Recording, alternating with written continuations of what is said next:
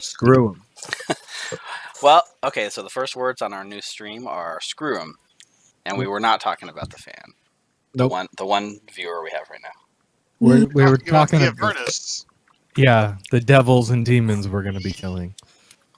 So, welcome back to this week's Descent into Avernus speedrun. Although our speedrun has been less speedy and more side questy, but that's okay. I'm having a blast with you guys. Last week we hit level 11 at the end of the session, right? You guys got the adamantine rods that you were searching for. You've puzzled together that it has something to do with the companion and in all likelihood can be used to open the companion, which is kind of a big deal. Bell had told you guys, forget the sword, you don't need the sword, go get these rods for me, and you guys kind of realize now why, because he wants you to follow the path you're on. You guys have put up your instant fortress in the wastelands and have buckled down for your long rest for the night. I wanted to open up with one of our cutaway scenes with the stuff that's going on elsewhere. So the camera is following very tight with a winged creature that's like flying across the wasteland. And it's kind of hard to see what it is because it's very shadowy and very blurry.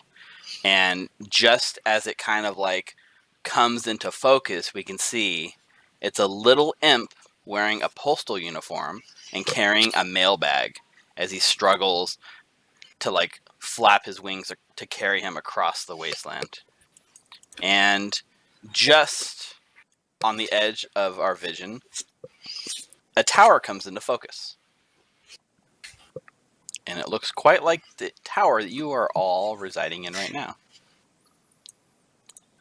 The imp flies up, is slightly out of breath, reaches into his mailbag, and pulls out a single letter stamped with a wax seal.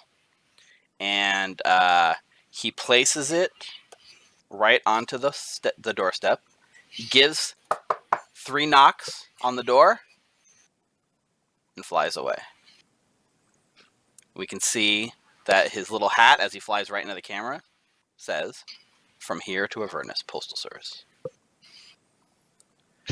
That cuts away to you guys in the middle of your long rest, hearing a knock at the door.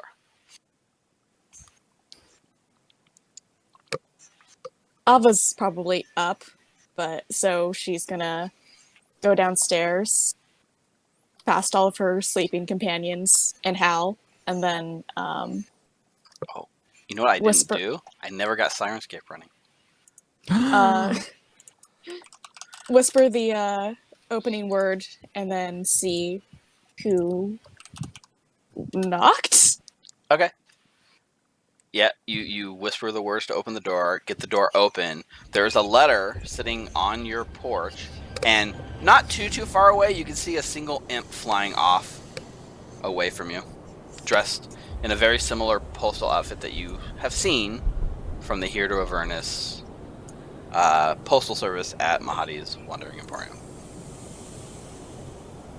I'm gonna open up the envelope and see what's inside. All right. The outside is addressed to none other than the alleged 6. And on the inside, it's a very nicely written calligraphy thing written in Infernal. All right, I am going to find our favorite infernal-speaking cleric and kind of shake him awake. Zeke. Hey, it's me. Meek. What? Husband 3. Okay, so there is a letter, and I need you to read it because I cannot read this because it is an infernal. But you speak infernal, so lucky us. Okay, let me see what the letter says. Take the letter and start reading it. Yep. So it just says, "Dearest alleged 6, it has come to my attention that you have been very active in my domain. It would be very disrespectful of me not to extend an invitation so that we may finally meet. Please, I implore you, seek me out for dinner at your earliest convenience. Signed, Zariel, Archduke of Avernus. Okay, so Ava, you know how Zariel's in charge of Avernus, right? The whole point of why we're here and why Lulu's kind of guiding us through. Yeah. She invited us to dinner.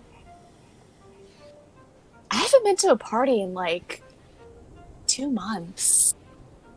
Is that the priority? Is that...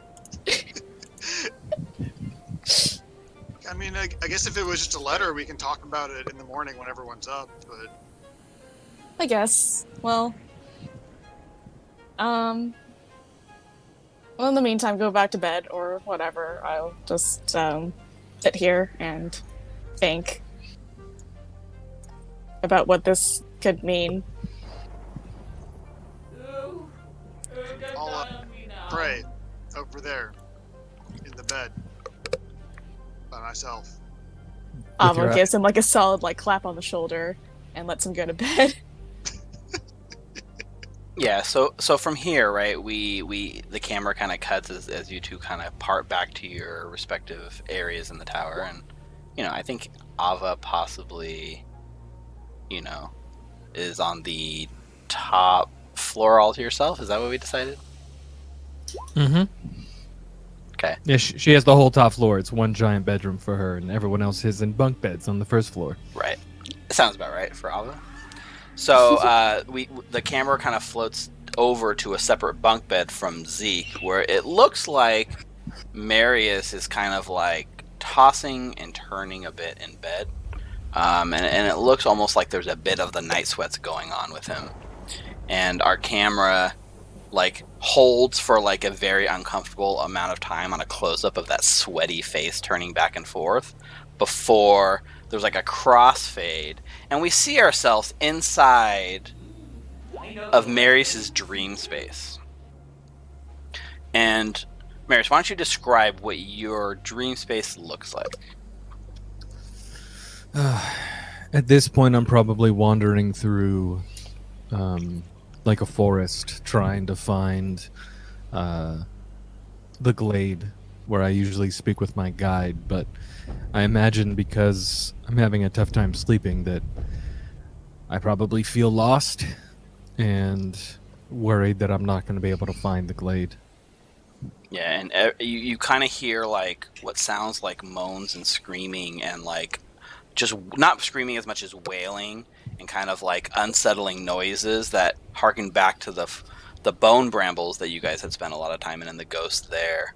And you kind of feel yourself like wandering through this wood that becomes more and more distorted and twisted, and it's almost like your imagination is putting things there, and every time you look it's not there, but you just feel on the edge of your vision like something's watching you.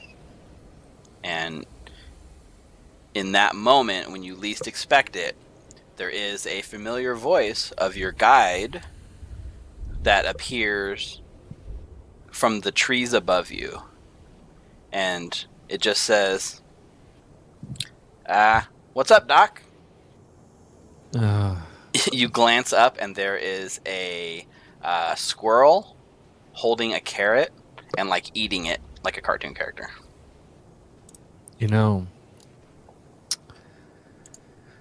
I always love your sense of humor.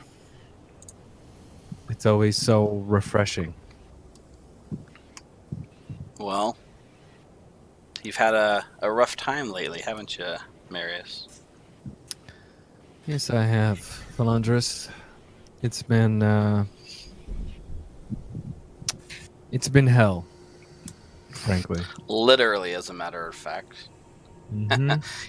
He sticks the carrot like in his mouth fully, and you watch as he like claws his way like down the side of the tree to kind of come down and like let's like be on the ground like next to your foot. He like comes up to like no more than like a foot tall as he like kind of perches on his 2 feet, and he kind of looks around and he pulls the carrot out and he goes, Why is this place so dreary? I think it's my doing. I don't feel too happy with myself, and I think this place is reflecting that. I imagine it can't be fun for you. I'm sorry about that. It's not what I'm used to, but I think maybe if this is going to change, it's going to be on you. And he looks around, and he looks at you, and he says, "Everything okay, kid?" Not so much. Do you mind if we go to I know we have our glade, but there's the other glade where the statue is. Do you mind if we walk towards there while we talk? It's your dream, kid. This is on you. That's true. That's true. And It's just it's been a while. yeah, and as you you do start kind of, he kind of like locks in step with you as you walk, and he's got to run a little faster, and it makes it really hard for him because he's got to like run with the carrot in his mouth and stop and pull it out every time he wants to say something and kind of catch up with you.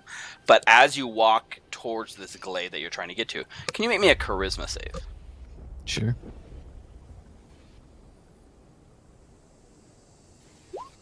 Nice, 27.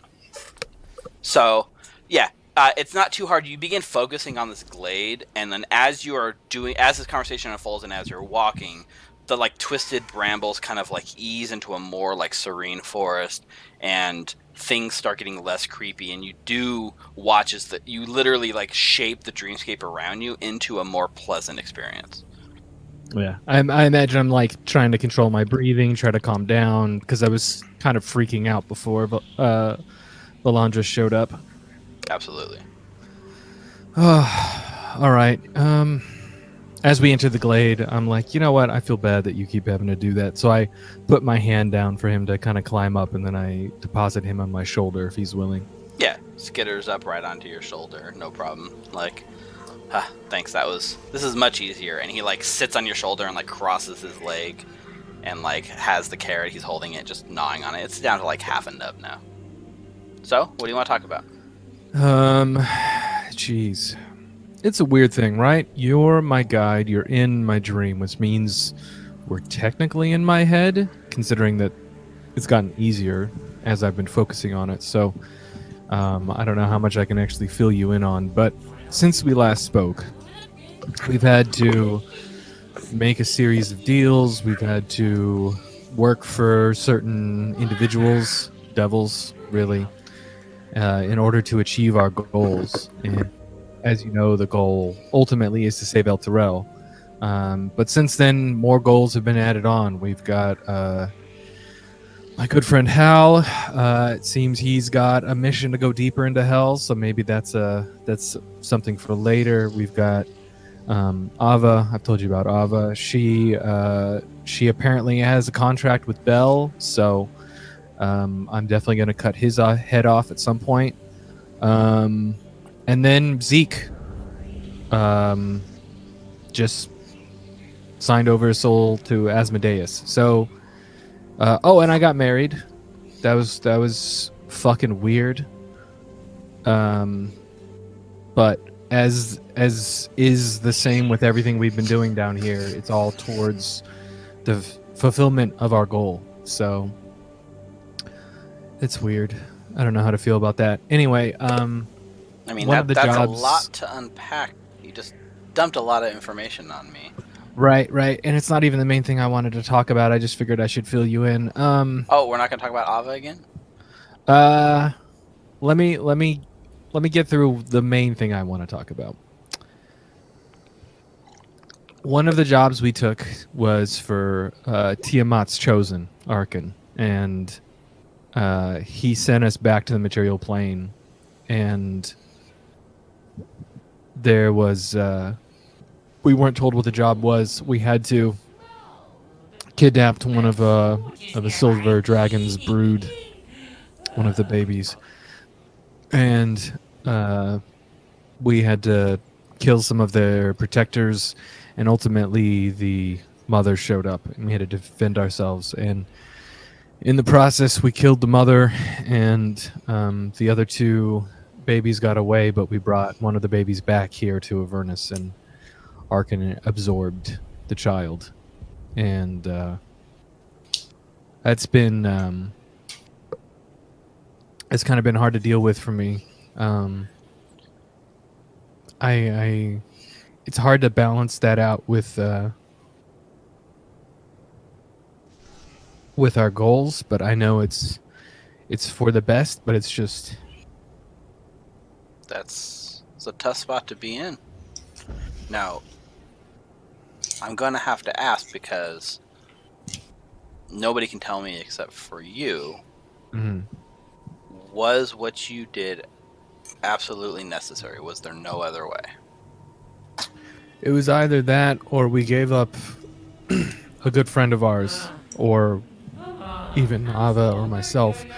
It seemed pretty clear that they needed a creature of good nature or a celestial, and it was going to be myself, Ava, or Lulu. And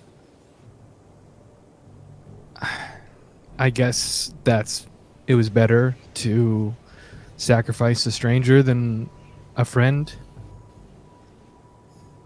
Even a good baby, one who had no chance at a normal life? I guess. If you truly believe that that was the only way, I trust your judgment. Yeah. But if that was really how you felt, he gestures kind of around. You know, I don't think you would be having such a hard time dealing with it. I guess the reason I brought it up is because I don't know how to forgive myself. I mean, in my experience, forgiving yourself is only 10% of righting a wrong. Really, it's not your forgiveness you need to seek, right? Yeah. Your actions have consequences. Right. I don't know. I've kind of got a long list now of Bell and Arkan, Zariel. So many enemies.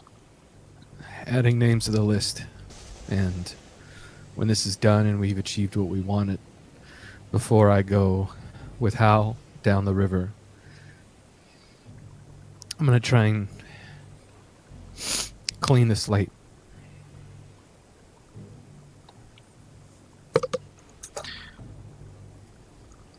If you want my advice, if you're looking to put yourself back at peace,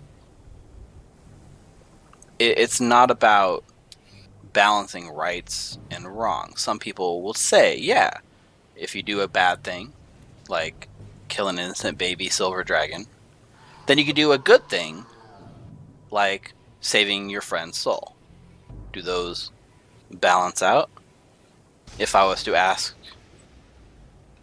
the two surviving dragons who lost their mother, I don't think they would see that as being very fair. True. If you're really looking to make atonement, you need to find a way to make it up to them. Right. Right. Of course, that's easier said than done. Yeah. Yeah. If those dragons, they were part of a brood and a sect that devoted themselves to Bahamut. I'm not sure if you entirely knew this or not. However, it might be you can make it right by helping him in some way. Now, I know what you're going to say. How am I going to help Bahamut in a place like this? But I feel like if you trust your heart, you will find shining light in the most unexpected of places. I'll keep an eye out. No, heart.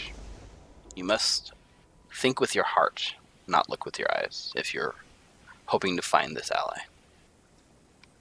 Okay. All right. So, can we rewind a bit? When you say you got married, you mean you married Ava? I married Ava, Morthos, and Zeke, which was a little weird. Zeke presided over the ceremony, but I guess that doesn't matter. Oh, what kind of god does he worship? You know, it's hard to put your finger on it because I don't even think he believes in his god. I think it's Eldath. I think it's Eldath. Yeah. I know Morthos prays to Maliki. I mean, polygamy sounds like a very Eldath sort of thing. I'll buy it. Yeah.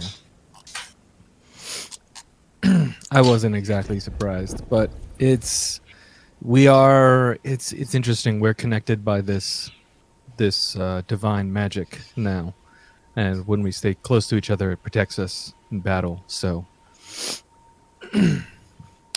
it's for the best, I suppose. Well, marriage for material gain is always the best sort of love there is. And he throws the last little nub of carrot he had left and like kind of bounces off your forehead. Yeah, I know, right? I got disowned by my parents, and then I went right into an arranged marriage, just like they would have wanted. Weird. Really weird. You know, kid, you've chosen a very dark path for yourself. The path to you set out to like eradicate the world from terrible, terrible things. That's been your oath, isn't it? Yes. I mean, sometimes we're making the world a better place for everyone else and not for ourselves. So maybe you stop asking for forgiveness. Maybe you stop worrying about who gets hurt. As long as you're making strides towards your list, who cares who gets hurt in the process, right? I tell myself that sometimes, but I don't want to be changed for the worse down here. I want to still be myself. I mean, maybe there's no way to not be changed. Change is a part of life, but my parents spoke of the greater good and doing small evils, and I don't want to be like them.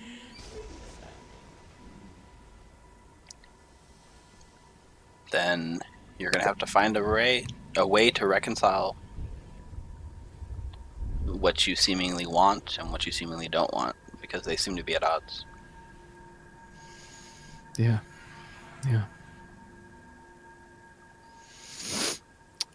So you know who would be great at helping you work through this kind of stuff? Ava.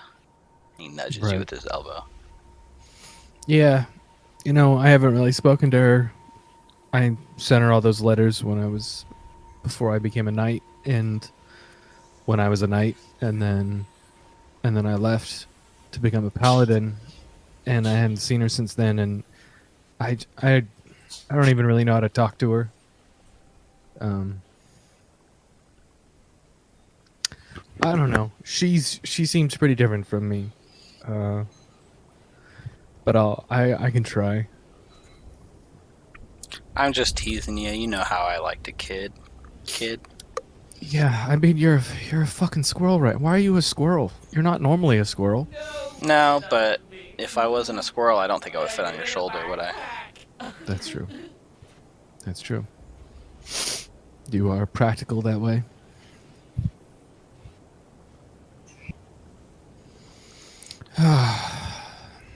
Any updates Any updates for me on your side? Anything I should know about or be aware of? Nothing comes to mind.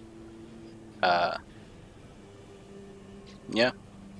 Nothing quite as important as what you've got going on, at least. Keep my heart open. Look for that light. I believe that's what you said. That's right. There is always light, even in the darkest of places, and you're in one of the darkest of all places right now. Okay. And if Thank you you. stay close to your spouses, be there for each other, you should get through this okay. I However, hope so. if you continue to add not quite gods, but at least approaching god level beings like Bel and Zariel to your list, I feel like your days might be numbered anyways. Yeah. It's true. Can't we just like set our sights like a little lower? Like, what about that Arthur guy? Can't we just kill him? He was kind of a dick. I suppose when I go to kill Arkin, I'm gonna have to kill Arthur too. So I can just put him as like a sub note of Arkin on the list. Fair enough. I mean, I'm gonna have to kill Arkin's boyfriend too, anyway. So gonna have to take out the whole crew. Now, do you think they had like a legal marriage ceremony like you guys? Oh, for sure not. No, they're living in sin 100%. Hmm. They're in hell. They're not gonna do anything religious in that way. I mean, marriage is nothing more than contract law, and contract law is like exactly what this place is all about. So, That's true. I didn't even think about that. Wow. but Well, they it's probably something to they probably prepare had their for. ceremony longer than 7 days ago. The marriage bonus Yeah. only lasts for 7 days, so Yep. That's true. That's true. Hey, do you know if the big man wants to talk to me? And I kind of motion in the direction of the emerald statue. probably not. And he looks a little like kind of nervous, and he like kind of scratches the back of his little squirrel head. He's like, you know, he's not exactly thrilled with all your recent decisions. Yeah, he's less forgiving than you are. That's for sure. Well, it's my job to see you through to be the best version of yourself you can be. Yeah. Maybe I'll talk to him after I've balanced the ledger. Not After I've righted some wrongs and done some of the actual work that he set out for me. and you start hearing like bits of whispers kind of like come into your ear from like around the forest, and you're in this peaceful glade, but you're starting to kind of feel like that like weirdness creep into you like again.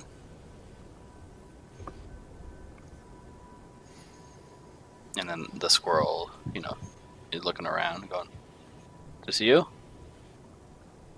I don't think so. I'm feeling better after our talk, actually. Huh. And I take a look around. Do I notice anything besides the whispers? it sounds like a low rumble, like on the edge. Like you can't see anything, but you can definitely hear like a low rumble, like coming seemingly from like all directions, like kind of closing in on you. Should I just wake up? This seems weird. Couldn't hurt. Listen, All right. you take care. I don't know who else is eavesdropping on us, but we'll talk soon. Oh man, I didn't even think about that. Yes, we'll talk soon. Thank you. Yeah, And he runs down your hand, gives you like a tip of his non-existent cap, and like leaps off into like the forest and disappears. And as you look down at your outstretched open palm, you can see he left you 2 little squirrel nuggets of poop in your palm. Yeah. Yeah. That's Lavandris, and I wipe them onto the grass of the meadow, and then I do my best to wake up. Yep. And as the rumbling like approaches more and more, you do manage to like wake up and find yourself in the bunk beds of your instant tower. Now, was there anyone else that had anything they wanted to roleplay like over this night? I know we've done a lot in the past couple sessions.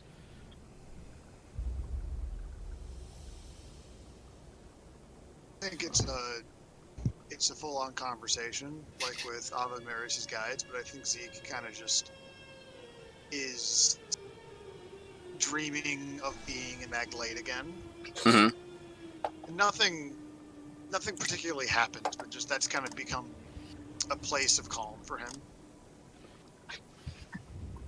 The glade from when the Divine Intervention landed and Eldath's ambassador talked to him. Mm-hmm. Yeah, you just find that same glade.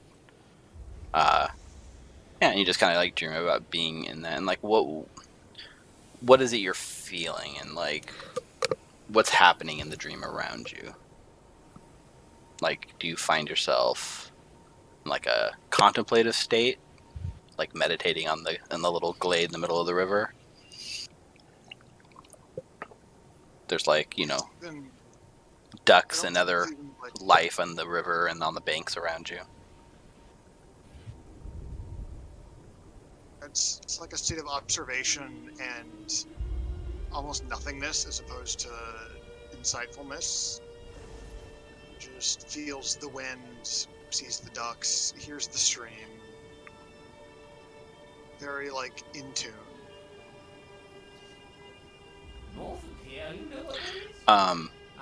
As you're having this like peaceful sort of like serene moment with the animals and the wildlife, you start to feel like almost like the world begins like waving like around you, like heat waves, and everything is starting to get like a little like fuzzy. And as this happens, can you make me a charisma save?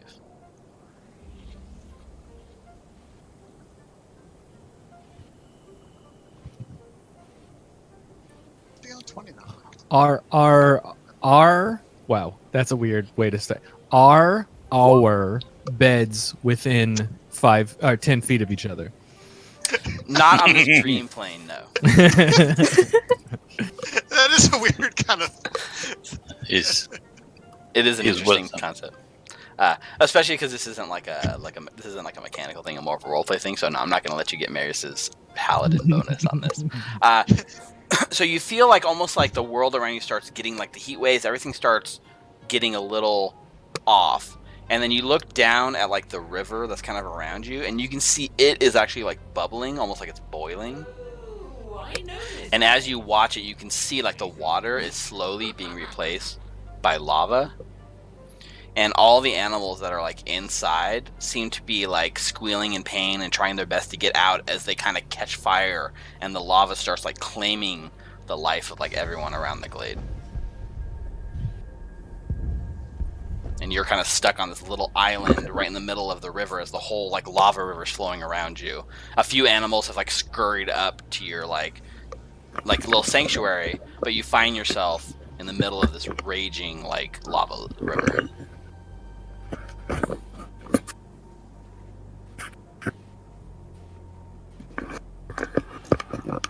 Kind of get all the animals into this like middle section as best I can, and just I guess just get to the high ground as best I can. Okay. The lava is flowing. Yeah, it's not a very big sort of river, so there's not a lot of place to go.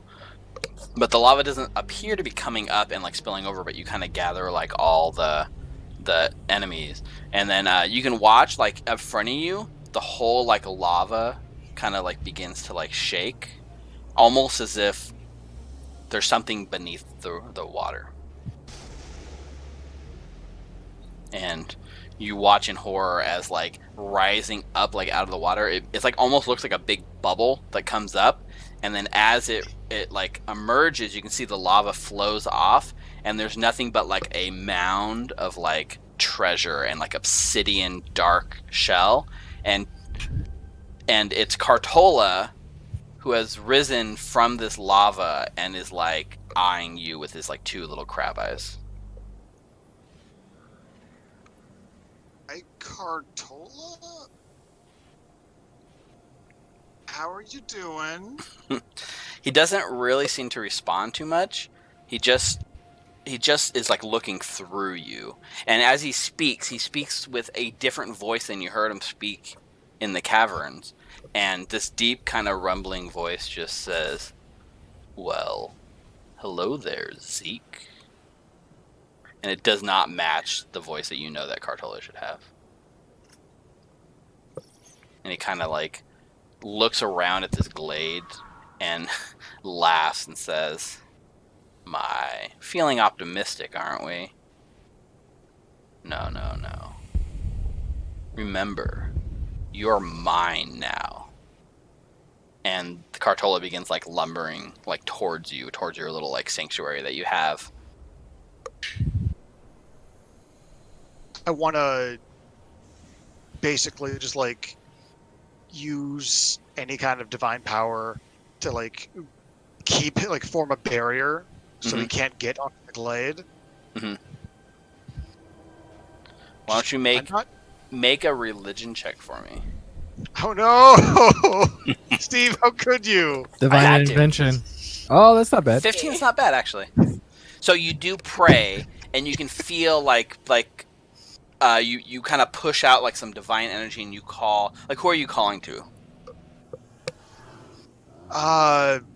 Again, it's just kind of Eldath, Trom, Maliki, just divine power. Not even the gods themselves specifically. Yeah, so you put out this like pulse, and you can feel the island almost protected, and the Cartola kind of reaches the end, and you can watch as like the divine energy kind of pushes him back, and it like sears him, and it actually repels him like back out this little sanctuary into like the lava, and his head cocks to the side just a little bit, and he says, "Ah, I see. You still carry some of the divine faith. Good. When I collect made a deal. Yeah, when I collect your Not yet. soul, it'll be delicious." And Cartola sinks back down beneath the lava river, and as he kind of like disappears from view, all of the lava kind of dissipates back into like the peaceful glade. And one of the little like ducks that's on the island with you kind of like looks up and like pecks you like a little bit on your leg, like kind of tugs it with his little beak, and just says, "Thank you for protecting us." Anytime, Niles. Someone has to. Yeah. Yeah, and I think the rest of the dream stays pretty uneventful, and you have a very sort of uneasy but like peaceful experience for the rest of your night. Okay, so then Seeing Cartola seeing Cartola take the form of, or Osmodeus take the form of a crab, is giving Zeke a greater crisis of faith than anything else so far. Awesome. Okay, and then the camera kind of pulls out of like Zeke, and we see another person like here in the dreamscape, right? So the camera like passes, over Marius, over Zeke, past like a fairly peaceful Morthos, past an Ava, who is just not sleeping at all, but like, what would Ava be doing all night if Ava doesn't sleep? She meditates, or well, she goes into a trance, sort of like how Hal does it. Okay. As her long rest. Got it.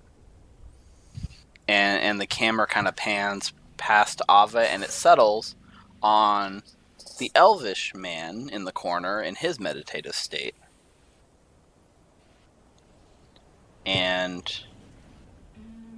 we watch as the camera kind of zooms into his head and gives us a little bit of insight into Hal's dream.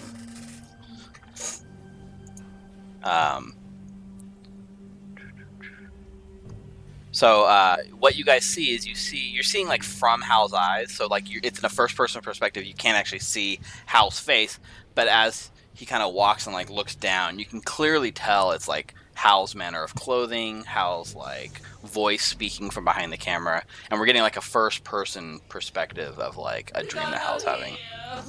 And you see approaching like the river Styx.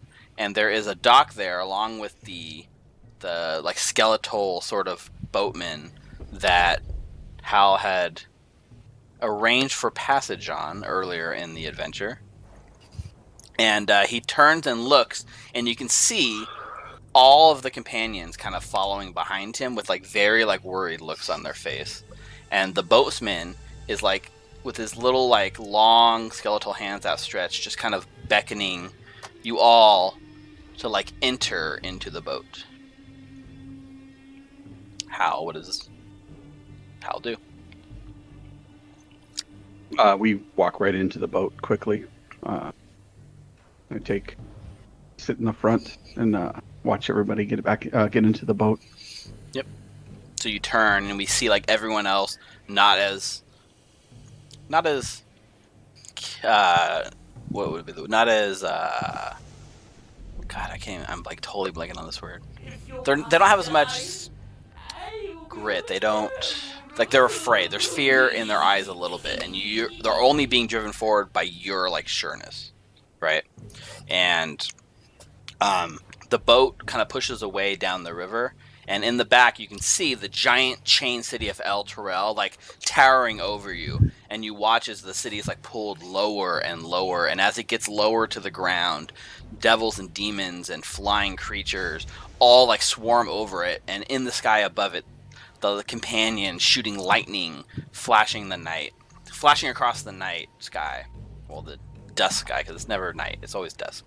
And the boat continues as that kind of fades away, and there is a dark cavern that the boat kind of passes through, and as it does, the scene inexplicably shifts to a cityscape, and there are puddles in the water and rats scurrying everywhere, and the number one thing that really hits your nose is the stench of this place, and how you find yourself again back in Baldur's Gate, running through the streets.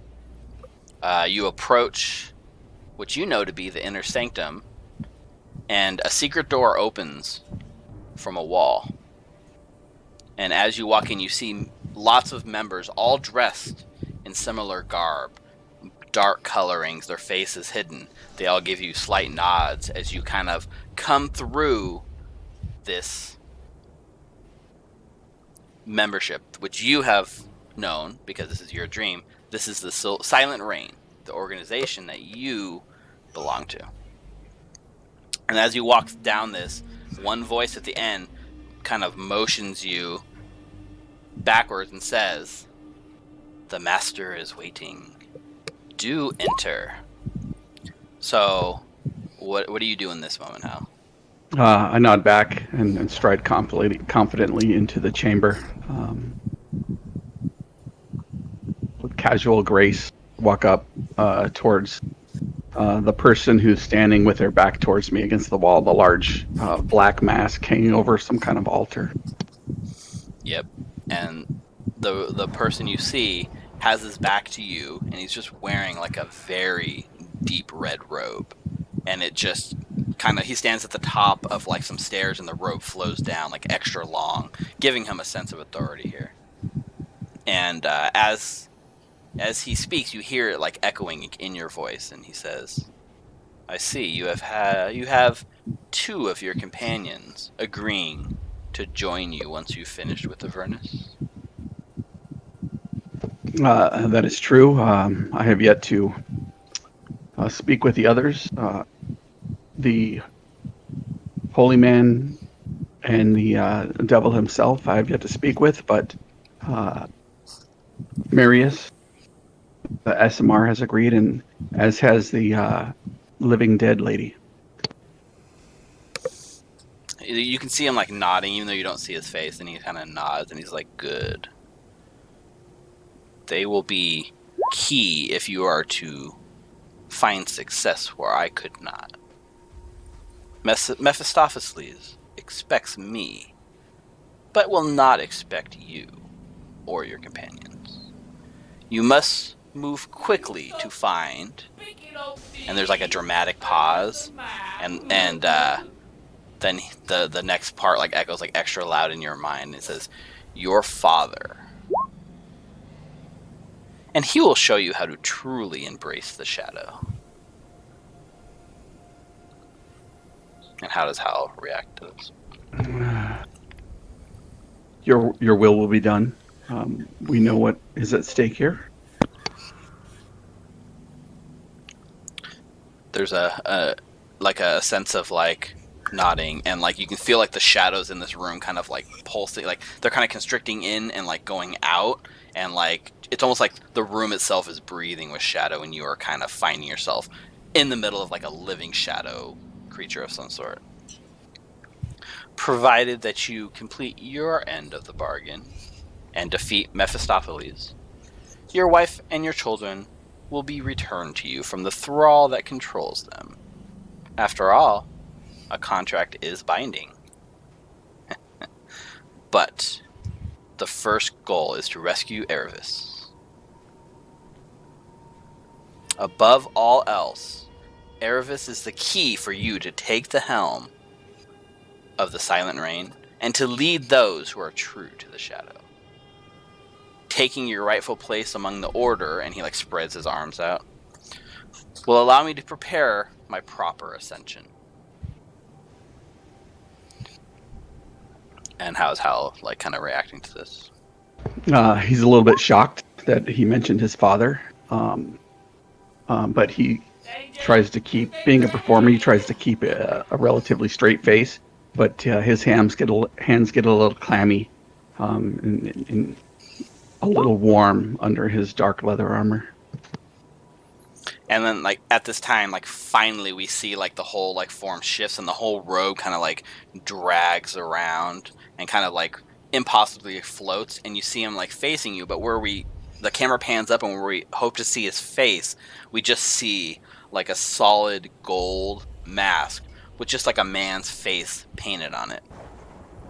And he cocks his head to the side just a little bit, and he says, "Hallowed Hallandar, go and bring home the teacher of the Order's new leader. And if you succeed, my power shall be yours." And as he says this, like the pulsating shadow, like breathing room kind of like constricts around you and like yanks you back like out of Baldur's Gate, yanks you back into Avernus, yanks you back onto the boat where you and your companions are like traveling down the river Styx, and your eyes kind of drift across like each one of the 5 figures in the boats with you. I guess it would be 4 figures. I don't think Lulu would be with you. And you can see like Marius' face is like very clearly in focus, and you see Ava's face is very clearly in focus. But where like Morthos and Zeke would be, their figure seems like their faces are like blurred out. It's just like a nothing where their face would be, and your eyes are like drawn to the 2 figures.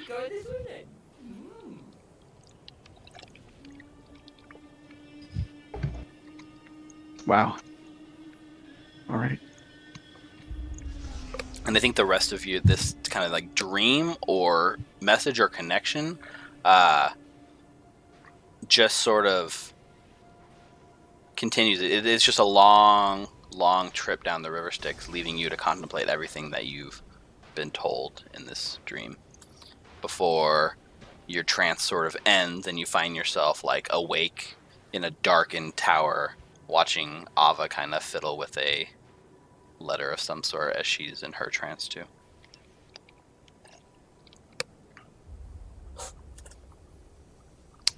Okay. And I think that probably completes our long rest.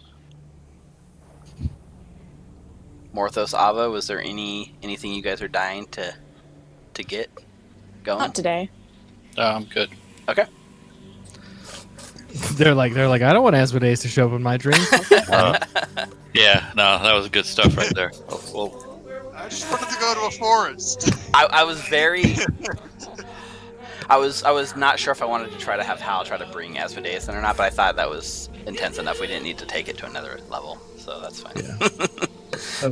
So you finish your long rest. So yeah, all your conditions are gone. Hit points back. Welcome to level 11, everyone. I think it's the next morning, quote unquote morning, because there's not really any time passage in this place. And you guys now have the adamantine rods. You have the dinner invitation to Zariel. You are on a quest to potentially find Zariel's sword, as well as to free Elturel, all of which seem to be different goals pulling you in different directions in some way. So this would be the first time now that you guys have really had a chance to stop and think about what is your next move going to be. Because I know with this campaign it's been a lot of me pulling you from scene to scene, but this is the first time in a while that we get to kind of stop, and the next step is unclear to me, so it's up to you guys to guide for how you want the story to go next.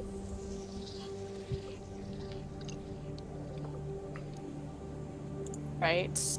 Well, I guess it depends on what we want to prioritize. Only one thing has a time limit on it. Yeah, and that's Elturel. Yep. So, But without the rods, then there's we a have. possibility that Belle won't tell us. Well, okay, but if we use the rods to save Elturel, there's a possibility that Belle won't point us in the direction of Zariel's sword.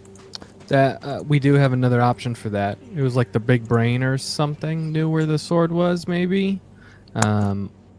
Also, my idea. What'd you say? I have it on my notes. I just need to find the spelling real quick. While you look that up, I think my idea from last week still stands of setting up the fortress outside of Bell's Forge and leaving the rods in there, and then going in and saying that we succeeded. Maybe show him one rod and ask him, "Hey, what is this used for? Why did you really send us to go get it?" And having our angry, confronting conversation because Zariel might be watching, but him giving us enough information we need to take the next steps. I really don't think he's going to take them. Yeah, I think if he definitely, unless he has to keep up appearances, I'd be surprised if he was willing to take them from us, because he told us just to retrieve them, not give them to him, and he didn't make us sign a contract. Mm-hmm. About the Cybriac specifically, Mm-hmm. if we just go back and free it, the Cybriac said it would tell us where the sword is. So that's another option if we don't want to, I guess, bite off more than we can chew with Bell. Mm-hmm. I agree though that only one thing has a time limit. The dinner invitation. By the way, guys, we've been invited to dinner with Zariel. The dinner What? invitation is at our earliest convenience, which is, I think, even given the necessary formality, is. I'd be surprised if Zariel went actively against a possession of Asmodeus's. Right. So I think we have some time on that end if we do want to not put that on the back burner necessarily, Lulu, but prioritize Elturel that is going to fall sooner rather than later.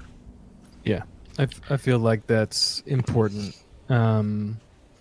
Also, Lulu will just kind of nod in agreement. She says, "Well, yes, but remember, the only person who can save Elturel is Zariel, right? So if we just save her and convince her to be good again, she can solve everything."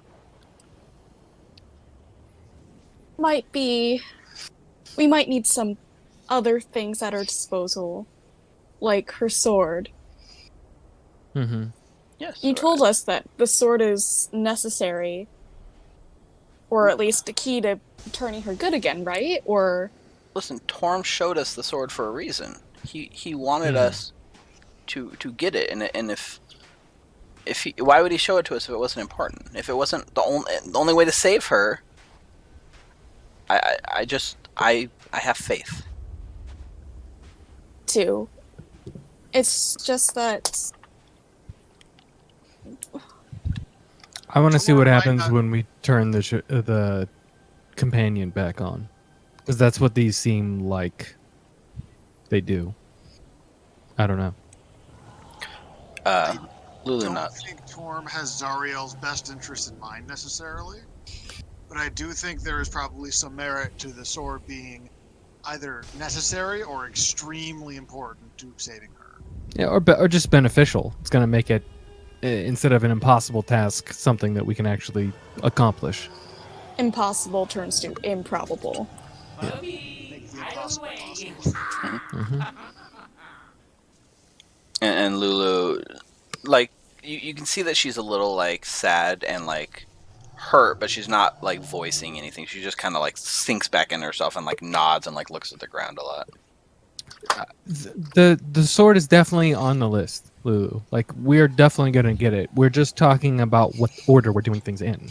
And as of right now, like, Elturel is falling into the river. So it just, that seems like the most important thing to handle. And then Marius looks over at Ava. But here's the thing.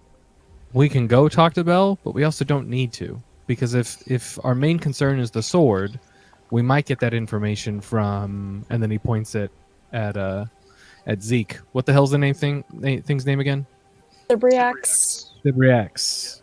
Yep. But we don't know if the Sibriax is going to tell us the truth or not. They're not That's true. lawful like demon or devils. Yeah, that's true. We might have to kill it. I mean, it seems like there's a lot of bad blood between you and Belle. So if we don't have to go back, then I'd rather not. Just as a reminder what the Sibriacs look like. Nasty. Yep. Belle's going to kill our me best unless we give him a reason to. He is going to kill you, or he's not? I don't gonna think kill he will. He seems to be intent on making me miserable for as long as I have for this life. Zeke and Ava. Well, your passive perceptions are like 21 and 22, right? Dirty 20. Dirty 21. 20. So both of you notice as Lulu you say is that, confused. Ava? What's a passive perception? No. That's Jordan asking. Also, that's a this player entire time, count Ava's just like cuddling Lulu just to make her feel a little better. Yeah, you actually feel her kind of pulling away from you a little bit, actually. Oh. Not all the way. She's still like there, but she's not like melting into you like she normally would. Both Zeke and Ava would notice like a little bit of radiant light bleeding out of Marius's eyes when Ava mentions Belle making Ava miserable. You gotta hang in there. Okay, you got it. So what's the plan then? Are we going to Sivriax or are we going to Belle? I'd prefer Belle. Lesser of two evils, right? I don't know. He's a pit fiend. What Less was an arch- chaotic of the Devil. two evils. What's that, Hal? Was an archdevil, or the archduke. That's true. In a All weird right. way, he probably has more to. We can. I don't know what the Sibriax wants outside of freedom, and I don't know if I believe that entirely. Mm. So in a weird way, I don't think we can necessarily trust Bell, but I think he wants things, and that makes him more predictable than the weird floating monster brain. I mean, if we succeed, he benefits. Right. So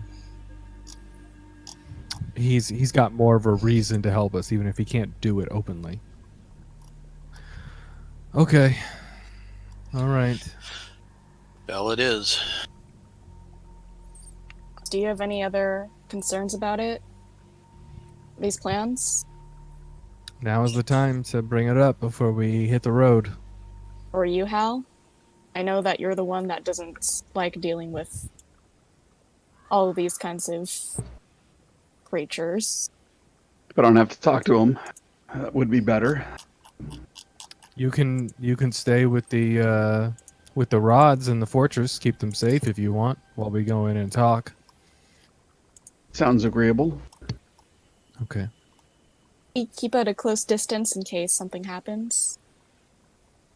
I'll have Saul with you, so if anything happens, you can well, you don't like Saul either. He'll tell you. He'll tell you that something is up, so you know to come help. So celestial, like deep down. He is actually a celestial. He's just affected by being summoned here in hell. So Hal, you shouldn't have a problem with it, right? OMG. Did she just ask if I'm a celestial? I know. Both Zeke and Ava notice like Marius's face becomes like he's taking a phone call as he tries to calm down Saul. Is his fingers up to his ears? Like, no, I know. Yeah. I do want to. Also, I don't remember if I told you guys last time. There's a lot going on with the whole Ava soul stuff and then my soul stuff. But the contracts. Last time we were at the forge, Bell had some kind of machine chained to the ceiling of the next room over. Some kind of war machine with no wheels. Oh. Like a long barrel kind of thing. I don't necessarily think that's meant for us, but Did it look like a cannon? yeah, it did look like a cannon. Okay. Because we've definitely... I know we live in a fantasy world, but there are definitely cannons. So was it just a huge cannon it looked like? Yeah, but why would you hide it? Why would that be a secret from just the alleged six? Well, who else would he hide something from? I mean, Zariel, but Zariel's much more perceptive than all of us. Yeah, but So- Zariel's not personally in there. If anything's spying on Bell, it's going to be an imp because it can turn invisible. Same way. Holy shit! Where's our imp? We had an imp. Yeah. isn't We left him Strong gambling at the Yeah. Emporium. Oh, he's at Going the back to Vegas? Emporium. she's the pyramid? Oh, I All right, forgot well- about him. At least we hope he is. Poor Balacross. Do we have to?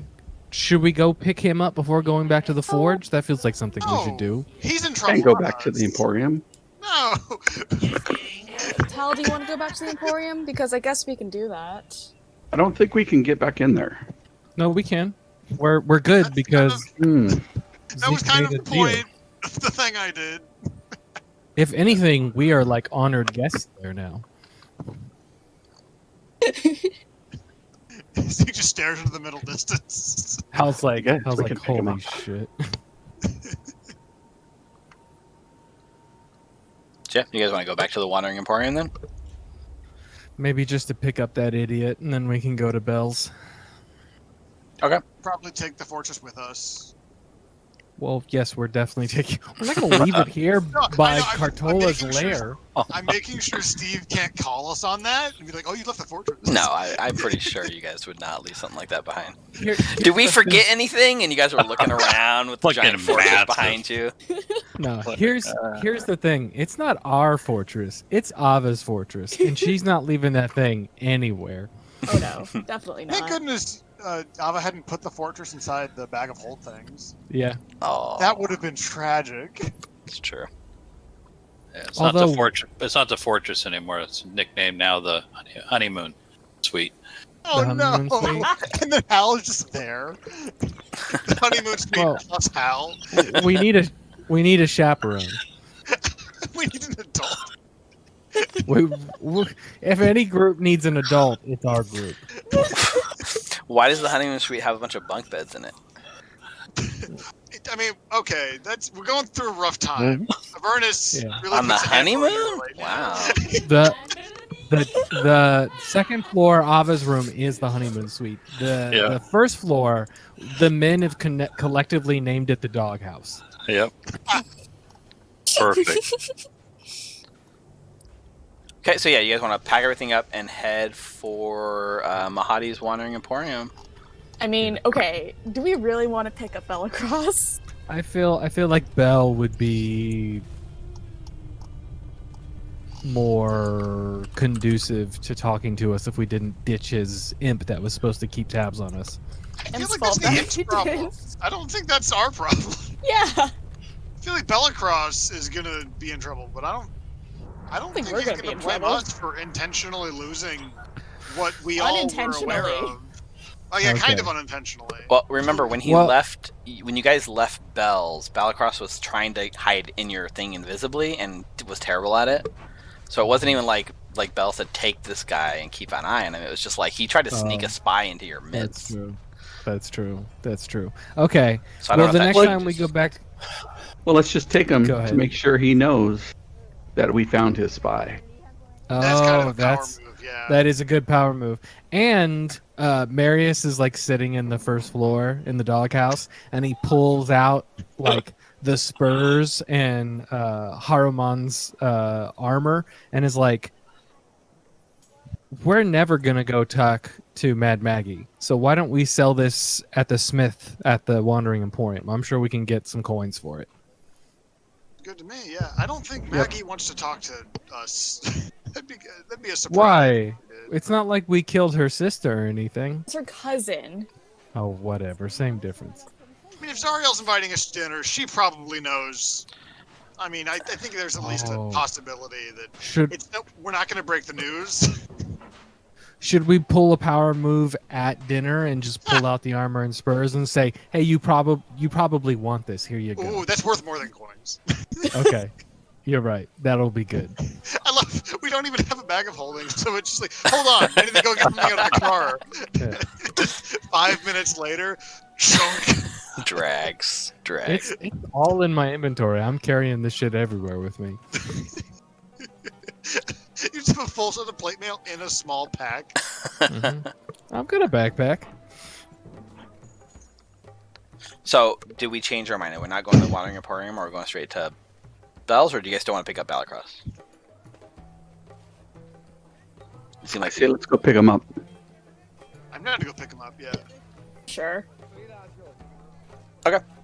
Yeah, so we jump into our Infernal War Machine with the engine like still running from like the previous coin, and we head off, driving towards the. I guess you need to get the coin out, right? So Marius gets the coin out, flips it. It like flips in the air, lands on the ground, rumbles up to its side, and begins rolling off into the desert at a fairly slow pace, creating like a tiny little single line trail in the dirt desert of Avernus, and it leads you no problem. It only takes you about 2 hours to get to where nice. you're going, and you come across a familiar sight off in the distance, the circus tent style atmosphere, the Infernal War Machine's parked in like a semicircle with the sounds and smells of Mahadi's Wandering Emporium, and you're able to park in the parking lot outside. Now, are you putting your club on it, Zeke? Your Spirit Guardian defense? I mean, Soul's gonna sleep on top of it anyway. So Right. if Zeke, if you want to add some extra defense to our war machine, that's up to you. I'd be very surprised if anyone messed with us at this point. Because we can just go tattle to Mahadi. We'll also tattle to Asmodeus. So Yeah, like, he's a teacher's pet to the literal most powerful teacher in this realm. So you do are you guys all going on foot then? Or are you just sending someone Yeah. in to pick up Balacross? I'm gonna go in and talk to the poison vendor. Okay. Yeah. Yeah. So you guys all like kind of walk in, and Mahadi is like standing there like at the front with a grin on his face, and he says, "Welcome back, friends. Now before you step in," he's like that, and he like tries to like kind of stop you, Hal, as you try to sneak past him. He says, "I just want to remind you," and he points up at the sign. Again, so we're all clear on the rules. No magic. Yeah. No spell casting. No fighting, no spell casting, no exceptions. Mhm. yes. And he grins. He's like, although if you want to break the rules and make another deal, we can surely do that. Good. Thanks, Mhm. Mahadi. Yeah. And then he just like motions wide for you to go in, and he just says, Zeke, don't forget, you've got lifetime membership at Infernal Rapture now. Shit. Infernal Rapture. No cover fee. Was that the spa or the Yeah. gambling? Yeah. place? Oh, well, We've never all. gone to the spa, and now he It's gets in everything. free, so that's everybody, right? Yeah. Tyler, it's everything. The casino, the spa, the inn. I don't think it's everyone ever all went the same inside, right? thing. Because you had to sign a contract before you're allowed inside. Yeah, you So- spoke Right. to us off. It was a contract and then like a cover charge, basically. We So you guys had but we- coupons to get in, but you never actually went. Yeah. We still all have coupons. Yeah. We don't even need the coupons though at this point. Well, you don't. I'm on the list. I mean, that's one of the few good things I'll take. Is that I'm on the list. Before we walk away, I go back to Mahadi and I say, "We left a what's his name? A stupid imp. We left him here by accident. Do you know where he is?" He laughs and he says, "You're gonna have to be a little more specific in a place like this." Oh, he came with us. Bella Cross. Bellacross. Thank you, Zeke. Oh, Bellacross. Bellacross. Yeah, he. How do you say? He had to go home with his tail between his legs. He did not look too happy about being left behind. He racked up quite a bill and then settled up and went on his way. Nice. Okay. He left probably 6 or 7 hours ago. Right. Right. Makes sense. Makes sense. Thank you for the information. I walk back to the group. Yeah, he's gone. What does everybody want to do? Oh, there goes Hal. Yeah, Bye, cut Hal. to Hal like What does ding, everybody ding, else wanna going do? through the door, right? So He's like speed walking away. Like, there goes Hal. he's gone like a long time ago. Yeah, so Hal, you go in, and I'm forgetting the name we gave this place. So I'm trying to pull it up, and it's not. Let's see. So we gave this place the name Crimson Torment. So you walk into Crimson Torment, and there's actually a very kind of surprise to see you man behind the counter, and he kind of like looks, and Quinran is like looking you up and down, like almost surprised to see you like so alive. He's like, "Is everything okay, friend?" Yeah, I just wanted to check in and see if there's any word. I haven't had opportunity to use your alchemical mixture yet. We needed those water-breathing potions to get into a gigantic crab's lair. He And nods. I kind of shrug. I figured it wouldn't work because they were just, well, you know. But it worked. The potions did their job. Potions did their job. Got out of there just in time, but so we're stopping back. We're supposed to pick up an imp and take him to Bell. Any news? I had a vision earlier. Well, last night, about 9.5 hours. Nods. He says, "No news from my end." And you see him like kind of like looking at you a little like strange. Like when you say like you received a message or a vision, is that normal for you? I typically get most of my information through visions. That's how I find my directions and where I need to go. Usually, it seems I remember them much better than trying to read a map or handwritten directions. He does look at you kind of quizzically and says, "Well, must be nice. My messages come through in a much more mundane way, usually delivered by an imp on a scroll." And he like claps you on the shoulder, and you can see like he's kind of joshing you a bit, and he like does grin and like smile, and he says, "Unfortunately, I have no further information for you. I was kind of hoping to get some feedback on that poison." I'm sure we'll be using them very soon. We're going to visit Bell and, well, perhaps one of my companions has an agreement with him, so we'll see how that shakes out. No, it's like if you could get that, a bit of that poison into Bell, and it works, then that would be amazing. I was kind of hoping to start somewhere lower on the ladder, but by all means, if you're going to dream big, you might as well go big. Indeed, and I'll turn and head out the door back to my companions. Yeah, and he kind of sends you good wishes on your way out. Hal probably walks up to the group just as Marius is saying, "Yeah, so the little stupid imp's not here. We should probably just head over to the forge." Maybe we can pick him up on the way, or did he already get there? What's his name said that he left 6 hours ago. I don't know. Maybe we would catch up in the vehicle. Well, Did you find a place to sell those spurs? That's the interesting thing. Zeke brought up a good point of that we could just. Well, actually, we could sell the spurs and probably just use the armor to piss off Zariel, which I think is the goal. This won't have as much of an impact. It's just the Right. full-on armor. Yeah, that's true. The armor's good enough, and then I'm using the lance anyway. Yeah, you guys might notice that it's attached to Saul's saddle. Yeah, I guess we don't need the spurs. Why? What did you have in mind, Hal? Oh, I just wanted if you found a place to trade in soul coins. That's true. That's true. We could try the smithy. Let's head over there. Yeah, so you head to the Fire Snake Forge and meet up with your favorite friends, the salamanders that have, been on good terms with you guys. Hey.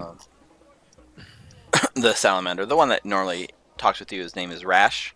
So he sees you kind of come in, and he salamander slithers his way. I mean, just to remind you guys, the salamanders we're talking about here are they're not they're like these giant elemental creatures like this. They're large creatures, so they're huge, but they're still kind of snake-like. So he slithers his way, and as he approaches you, can feel the heat kind of washing over you that he puts out in himself. Yes. Well, welcome back. You coming to follow up on the dragon armor we were going to commission? Unfortunately, that timetable doesn't work, but I do have this. And Marius sets his backpack on the ground and then pulls out a bridle, bit, reins, saddle, stirrups, and spurs, and says, "This belonged to a special friend of ours, and it's a set of infernal tack. We're looking to see if anyone would be interested in purchasing this." It's very well made, I must say, as he kind of inspects it. It's very nice indeed. I would be interested in acquiring such work. Are you looking for gold or soul coins? Soul coins. Ava, you're kind of the person who can convince people to do stuff. Why don't you talk to this fine fellow and we can discuss an acceptable price. she gives a very panicked look and says, "How much are we supposed to ask for this?" I don't know. You love shopping. Not with soul coins. I don't know either. And then we both turn back around with fake smiles on our faces. What would be the going rate, do you believe, for something of this fine value? If we're talking soul coins, I could probably go as high as 2 coins for such a fine piece of work. If we're talking gold, you see him doing some mental calculations, probably in the neighborhood of 4,000. Interesting conversion rate. I don't know. What do you think, Ava? Do you have anything to say? Is most likely forged in Bell's Forge itself. So how about 4 soul coins? Oh, I would also like to add to that wonderful point that when attuned to someone, a nightmare will be bound to that person and they'll be able to write it. So it's not just the item itself. You get a nightmare as a mount. He has like this like dumb look as you like mortal splain him what like an infernal attack is. Yep. But why don't you guys go ahead and roll me? Well, Ava's asking for like double the price here, and you guys are like, why don't you roll me a persuasion check? Go ahead and take advantage. Are we both rolling it, or is one of us both Well, rolling that's the it thing. again? 30-20? I said Ava with Ooh. advantage, but it could have been either way, right? But we'll just do Ava with advantage since she already rolled. Okay. Okay, so a dirty 20. He kind of like scrunches up his nose and he says, 4 soul coins. It's a bit rich for my blood. And it says no. 2 soul coins is as high as I'll go. You won't even meet us in the middle and go for 3? Squints his eyes. He's like, Would it help you or how about hurt our 2 chance? soul coins and I'll Okay. throw in 500 gold. Should we? I'm gonna like hold up my finger, asking for a moment, and turn around and whisper to the group. Should we say who used this last? Would that increase its value or decrease its value? Probably decrease, right? Because they wouldn't want to piss off Zariel. Ooh, Fair. That would be like the big downside. But Right. true. It is like a Right. collector's item. Right, I mean- but Sell it for 2 and then ask for another one for our silent on who has it. oh, should we be like, oh, Once it's she takes yours it. now, but you know, maybe when we have dinner with Zariel soon, we can let her know who has Haruman's infernal tack. I now like he's that. dead. That's good. Hal, you are a devious man. That's kind of messed up. I turn around and I go, you know what? We'll take. Okay. He nods and like asks for one of the other salamanders to like bring 2 coins, and another salamander named Skids kind of goes into the back and then comes out like holding like 2 like soul coins in his hand, and then goes to hand it over. Like, who's gonna reach out to like take it? I've already got one.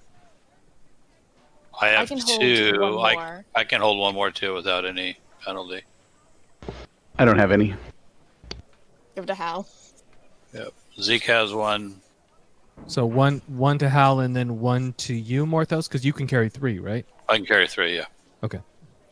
Yeah, he drops like he goes to reach out and like drop the soul coins in your hand, Hal. And as he's going to do this exchange, you can see like as he's holding them, they are taking on like a red, like hot glow to the coins.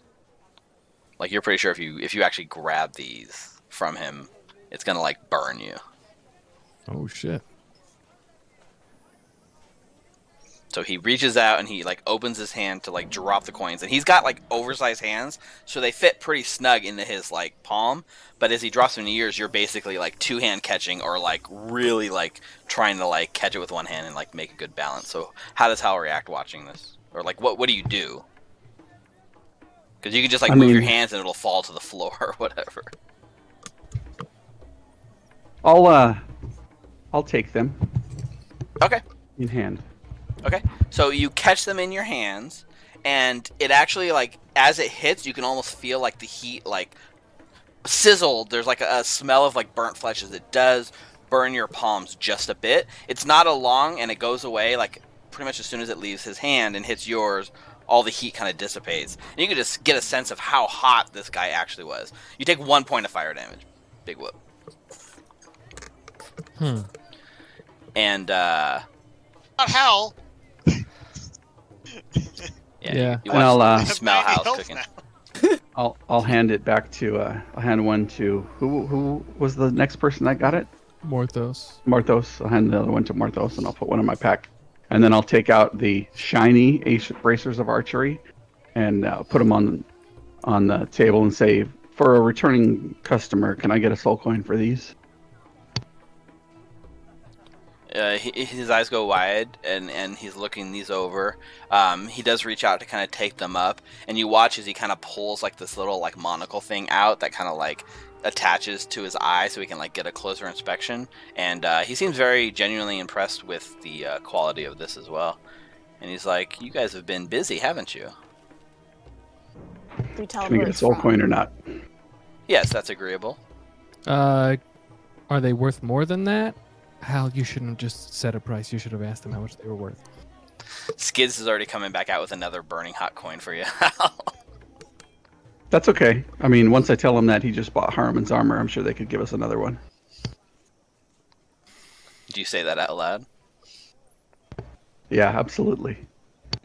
So you do this, and like there's like almost like you hear like the record scratch, like, and like all the eyes are kind of like on you, and then Rash looks like kind of like offended, and he's like, "Did you say Harmon?" Oh yeah. That's his infernal tack. His eyes go like a little wide, and he looks like kind of at the other three salamanders are kind of looking at each other, and they look at you. They're like, no, no deal. Take backsies. Yeah, man. We had a deal. Contracts are binding here, man. We didn't sign any contract. And they get like a little like almost like angry, right? And they're kind of like what game are you guys playing? Like Rash says. We just want another soul coin. So 4 total. Yep. And no one will 1.5 know for that the you have bracers these. and 2.5 for the stuff you got. Now I'll let you guys decide amongst your group how you want to make this roll. Is if you're going to roll this as an intimidation, because it sounds pretty intimidating, or are you just trying to be very persuasive in a underhanded kind of way? I would definitely be persuasive. Yeah. Okay. Okay, if we're doing I- persuasive, we could like play up the fact that I'm like my soul belongs to Yeah, Asmodeus. And we're working for Osmodeus. But say that, Right. Zeke. Do it. So, when I make my report to Asmodeus, before and or after I, become a pit fiend in charge of you, what are your names? Can I get your names? And I get a little notebook out, start writing things down. Infernal's fine. I speak Infernal. Can you? He says something in a language which I do not think any of you understand, because it's like the elemental fire language. So if anyone speaks Ignan, let me know. But you guys are pretty sure you get the gist of it. And why don't somebody give me a persuasion check? Should it be Ava at advantage because she's got the best bonus? Didn't say anything. Like she's like not super endorsing this. It mostly seems to come down... This, to me, seems to be coming down between Hal and Zeke, because you guys are the ones that kind of have taken point on this sort of con. I did say something, but I hear you. What are your guys' persuasion bonuses? +4. Me to roll with advantage, or you want me to roll then? Well, what is your bonus, Zeke? Oh, it's 5. Are you guys I got proficient? Are you both proficient? Yeah, I am. Ditto. Okay, yeah. So either each of you roll or 1% at advantage, your guys' choice. You want to each roll? Okay. Nice. That's where it goes. Not bad, 22. And a 21. Oh. We Yeah. rolled the Damn. same. Yeah. you guys are so good. You guys are great. So, Rash like kind of looks over at Skid and just gives a nod, and Skid kind of comes over with like 2 like soul coins, and these soul coins are like extra like burning hot, and like he like doesn't even hand them to you. He just throws them on the floor like between the two of you out of like anger, and like the whole like room has like the whole mood is kind of shifted from like one of like jovial customer and like owner to like a very much like a heavy like shakedown, and then there's like a nod, and they say, "There's your 4 coins. We have your word. You will not speak of where the attack came from." Yep. Thank you. Lost in the Wayland. Wherever it is, just out on the ground. Who knows? I'm gonna turn around to the group and be like, wait a minute, is this too many coins? Can we not carry all of these? I don't know. So Hal's holding 2 now? So we can max carry 1 per person, right? It's actually Con mod. it's up. You can carry up to your con mod and coins without being affected by them. Oh. Yeah, I can carry 2. Yeah, and we have 9 coins now. So I'm just double checking. Hang on, let's see. we've got the I just the I ninth. checked the. We can put the 9th con coin mod. in the glove box because we don't have one in the glove box anymore. No, nobody's evil, although maybe now we reevaluate our choices given this last scene playing out. But like nobody's evil, so evil people aren't affected by it. But if you're not evil, then you can carry up to your con mod. Okay, well I can only carry 1. If we have 1 extra, I'm gonna look back at our group and look at everybody. Would all of you mind if I trade one of these for a shield +1? They probably have one. Like, I mean- now? We can do that or put one in the glove box, not carry it. It would just make me a bit more tanky. Well, what's the point of having money if you're not going to spend it? You are the Good AC point. machine, Jordan. Yeah. What is that? Is that 24 without haste? It would be 24 without haste if I get a +1 shield. Oh yeah. Because a bracers of archery is like, yeah, according to the same prices PDF, 1,500, and that's the same for a shield +1. So if the group's cool with it, I would take the extra soul coin and turn around and say, would you happen to have a magical shield, like say a +1 back there? I have a fancy new soul coin I would love to spend at this establishment.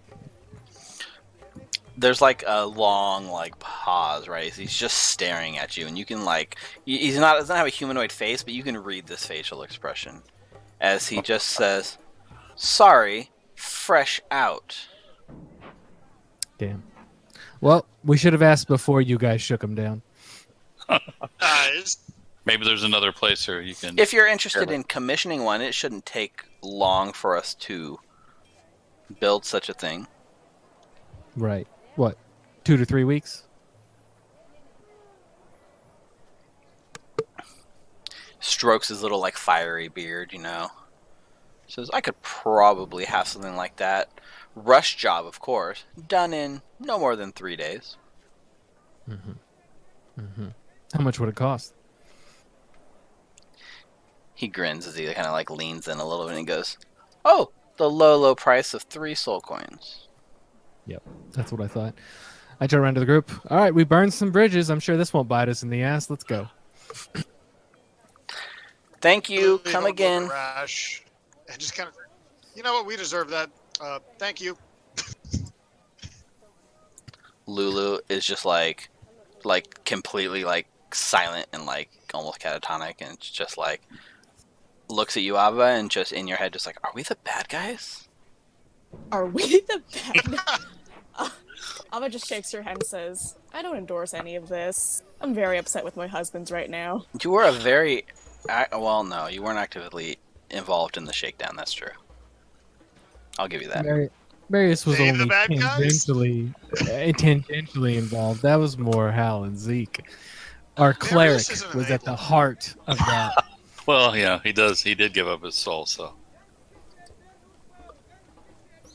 Yeah. Really, can you be a cleric without a soul? I feel like that's a fair question. You still have your soul. You've just signed it over for when you die. True. It's like being a donor. It's like having the donor sticker on your driver's license.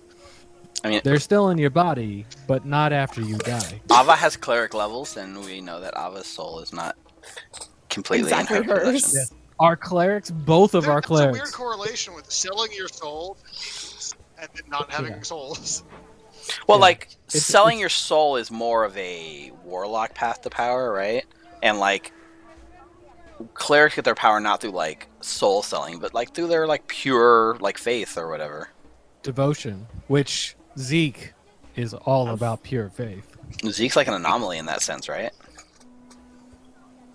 It's probably what makes Zeke feel the worst is like how can someone like Zeke have that level of power when he doesn't barely believe? This world doesn't make any sense. Yeah, it's going through the motions. Yeah. Sorry, my internet has been acting up during the break. I'm gonna restart. So sorry for like interrupting and like missing No, stuff. you're good. Well, yeah, sorry if you're missing anything. So Morthos looks at Marius and says, "Hey, I'm do getting you like think 99% there's of it, I think. any other places here you think you might be able to get that shield?" I don't know. We can ask Mahadi on the way out. That kind of feels like the place, though, and we definitely can't go back there anymore. I mean, we can, but it's just we're never Everything- going to get an Everything's actual gonna be deal. marked up from now on, right? Yeah, everything's going to be more difficult, take longer, and cost more. Yeah. So if you do Unless approach we Mahadi about shake like him a down again. Sure. What'd you say, Hal? You're going to shake him down again? Yeah. Hey, we got some armor to sell. They're like, get the fuck out. Get out. Get out. They're just gonna like put up like a we went out Hal of business carried sign. the soul coin? Yep. With they're our, gonna burn the bridge as they're standing on it. we're gonna come back, and on the outside of the shop, there's gonna be a Zeke's face and Hal's face, and it says "Not welcome" right above the door. Yeah. Speaking of, Were they all the wanted plants? posters have been taken down at least. You find a That's nice. couple like blowing in the wind and like crumpled on the floor, but like it seems like no more wanted posters. That's an improvement. Mm-hmm. Mm-hmm. Thanks for thinking about that, though, Morthos. We should definitely talk to Mahadi on the way out. Yeah, and Mahadi is very willing to negotiate, right? So if you're interested in more protection, I can certainly arrange something. Why trifle yourself with a simple +1 when we can go bigger? Think bigger. And he tries to like kind of like take his arm around your shoulder and like put like motion to like the whole like world ahead of you. Like dream big, Marius. You tell me what you need. What can Mahadi get you to make you happy? And it's yours. How tall is Mahadi? Probably about 6.5 feet tall. Yep. All right, so we're about the same height. I'm a little bit taller than him. I'm gonna look at him and be like, I'm not signing a contract, but I'll give you a soul coin for a +1 shield. He laughs. He's like, why would I trifle myself with something like that when you've got such a pure soul inside? And he kind of gives you like a sniff, like a really deep breathe in, like, and you see the faintest of like convulsion shudders as he like breathes you in, Marius. And his eyes are like staring right in yours. Radiant his three energy. spouses are right here. Yeah. Yeah. Coming out a little strong, bud, in public. I know this is your carnival and everything, but keep it in your pants. No, radiant energy starts seeping out of Marius's eyes, and he says, I'm not going to give you my soul. So- Then I'm not going to give you what you seek. But remember, my door is always open, even if you're not desperate enough now. I mean, not to be pedantic, but you're always outside, so there's no door. You're just standing out here. But It's a Good talk. metaphor, like Marius walks away. He's already walking away. He's yelling at you like, "Don't you understand what a metaphor is?" And he's like trying to get like the last word in, but Marius flips him off without turning around. There's a metaphor for you.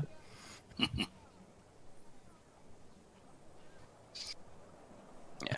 And Zeke, you got this magical staff from Mahadi, and it seems to be serving you guys pretty well so far. Do you have to roll to get charges back on that? Is that how it works? I did that a lot. Yeah, 1d6 plus 4. Is that how it is? Okay. Yeah, I did that at the end of last session, and I got 7 charges back. So I was back, Nice. I'm back at full. Nice. Nice. Very cool. I missed that. Okay. So we leave Mahadi's, right? back to the vehicle. No one's messed with your vehicle. No Balacross, no +1 shield. You did offload and get a few more soul coins. Yep. So we put one in the glove box, so nobody's has Hold on. too many. Hold on. Doesn't Saul count as evil? I mean, I know he's a celestial creature, but he's in an evil form, right? You're asking a very like existential question. Right. But you just said like evil creatures don't care about True. carrying them. So like we have an extra one. We could just put it in Saul's saddlebags. Theoretically. Okay. Wanna do Well, that? rather than leaving it on the Yep. I like it. Watch as the DM Googles a con mod for nightmare. A nightmare. Yeah. All Interesting. right. And then that's 100 gold per each, right? We got 500 gold also. I think you guys didn't get the gold. You got the 4 soul coins. No, Okay. we got All 4 soul coins. Oh, We that's have right. But 10 total? his exchange rate was 2,000 gold per coin, so coin, that gives yep. us an idea of what the exchange rate is. The nightmare has a 16 con, so he can hold 3. Yeah, I saw that.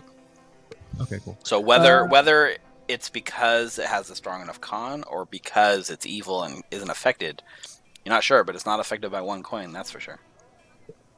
Good. We get some more. We know where we're putting them. So as we head to our break, where are we heading in our vehicle? Are we going to Bell? Do we have to cross the river again? Not entirely clear from this perspective and the way this place works. You could be on either side of the river and you have no idea. If we do, Alright. we could always get another upgrade by doing Right. some river diving. Yeah, let's go to the forge. It's like from the last time you left the forge, you have crossed the river, and like looking at the map, you've been back across the river. Like this place doesn't make logical sense. So trying to like put any sort of like constraints on whether or not we're crossing the river, it would hurt your brain trying to figure it out. Like, so don't even try. We don't know yet if we're gonna have to cross the river. It's an adventure. We'll find out. As we drive, I'm going to say you don't. You just appear on the other side of the river Styx by Bell's Fortress. Bell's Forge, not Fortress. So I'm going to move your guys' vehicle here, back to Bell's Forge as we move around the map. And from here, we're going to go to a 15-minute break. So it's 7:45. Let's take a break here for 15 minutes, and we'll come back at 8 o'clock and continue out our last 2 hours of our session. Yay. Sounds good. Cool. Okay. All right. I'll see you guys in 15 minutes. And if All right. anyone's on our channel I can't see, I know my brother was in there sending messages earlier. If you're in there, come back in 15 minutes. And, Just a heads up, everybody, because we're in hell and like the whole idea of good and bad is like flipped. We are the baddies in hell, but because we're good people. I mean, are we? That's getting fuzzy at this point. You should explain that to Lulu. yeah. Yes. I'm sure Lulu Yes. would love I to think debate that you would on that that. could help her a lot. Work through some stuff. She loves these theoretical, moral arguments. Yeah, that's Lulu's like specialty. The nuances in between good and evil. She does have a There's degree in two psychology. There's Tulu. All right. See everybody at All 8. right, guys. All right, 15 see you in a minutes. bit. See you back here in 15 minutes. Let's do that.